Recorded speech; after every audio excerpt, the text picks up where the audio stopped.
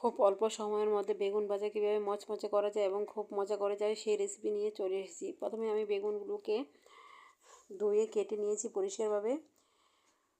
আর এখন আমি বেগুনের মধ্যে দিয়ে দেব হলুদের গুঁড়া, তারপর দিয়ে দেব মরিচের গুঁড়া, একটু সামান্য পরিমাণে দিয়ে দেবো ধনিয়ার গুঁড়া, পরিমাণ মতো লবণ, আর লাস্টে দিয়ে দেবো আমি কর্নফ্লাওয়ার। এগুলো দিয়ে ভালোভাবে মেখে কিছুক্ষণ রেখে দেব রেস্টে।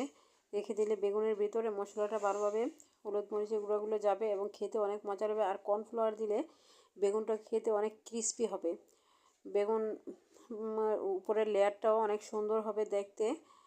এটা আমি ভালোভাবে হাতে মেখে নিচ্ছি। আর আমি আজকে বেগুন ভাজা করব সরষের তেল দিয়ে। আমি এখানে সরষের তেল গরম করে নিয়েছি। এক এক করে বেগুনগুলো সব দিয়ে দিব।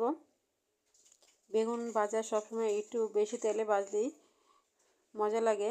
আমিও তেল নিয়েছি, কিন্তু ফ্রাইটা এক পাশে কাত হয়ে যায়, তার জন্য বোঝা যাচ্ছে না, কিন্তু এখানে প্রচুর পরিমাণে তেল আছে। আর বেগুন ভাজা এমনিতেও একটু বেশি তেলই লাগে। আমি তেল দিয়ে ভেজে নিচ্ছি। দেখেন কালারটা কি সুন্দর হয়েছে, খেতে অনেক মজা লাগে এভাবে বেগুন ভাজা করলে। তো আমার বেগুনগুলো ভাজা হয়ে গেছে, এক এক করে এগুলো তুলে নেব।